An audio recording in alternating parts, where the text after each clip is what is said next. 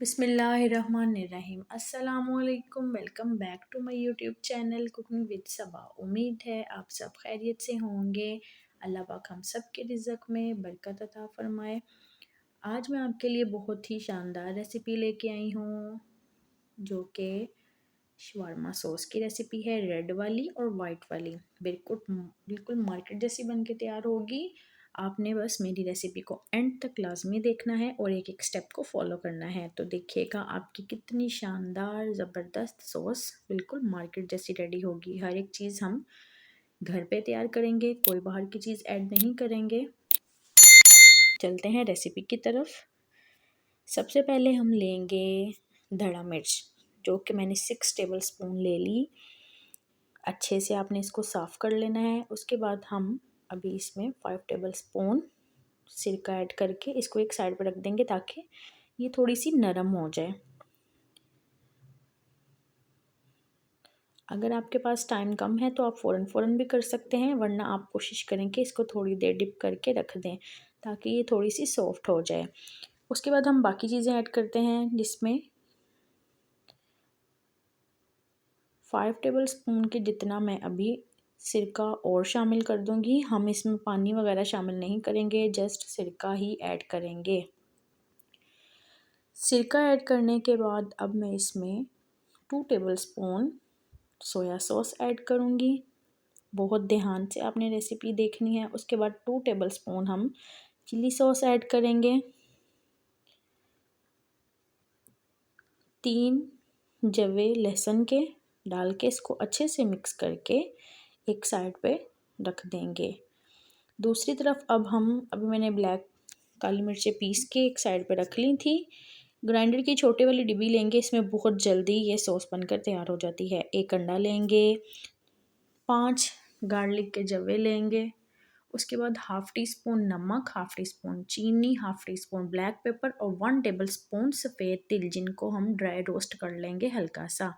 फिर जार में मैंने सबसे पहले अंडा डाल दिया। उसके बाद तिल, चीनी, नमक, जो चीज़ें मैंने आपको बताई वो सब ऐड कर देंगे, ठीक है। और हम इसको 1 मिनट के लिए चला लेंगे। आप ये ग्राइंडर की छोटी वाली डिब्बी में करेंगे ना तो आपका काम बहुत जल्दी हो जाएगा, ठीक है। अब हम इसमें ऑयल शामिल करेंगे। पहले हमने ऑयल शामिल नहीं किया था। 3 टेबल स्पून मैंने अभी इसमें ऑयल शामिल किया और हम इसको दोबारा से ब्लेंड करेंगे अच्छे से 1 मिनट के लिए, ठीक है। अब ये कुछ इस तरह हो जाएगी। फिर से हम इसमें 3 टेबल स्पून के जितना ऑयल ऐड करेंगे और इसको दोबारा से चलाएंगे। इसी तरह हम 3 दफ़ा यही स्टेप रिपीट करेंगे।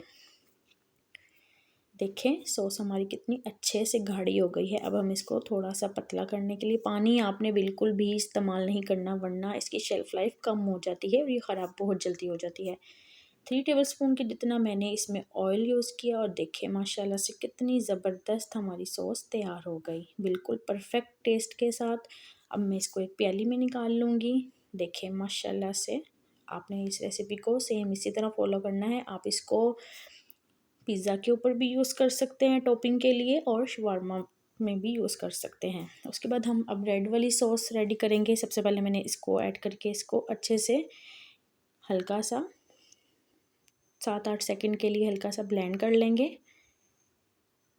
ताकि थोड़ी सी स्मूथ हो जाए।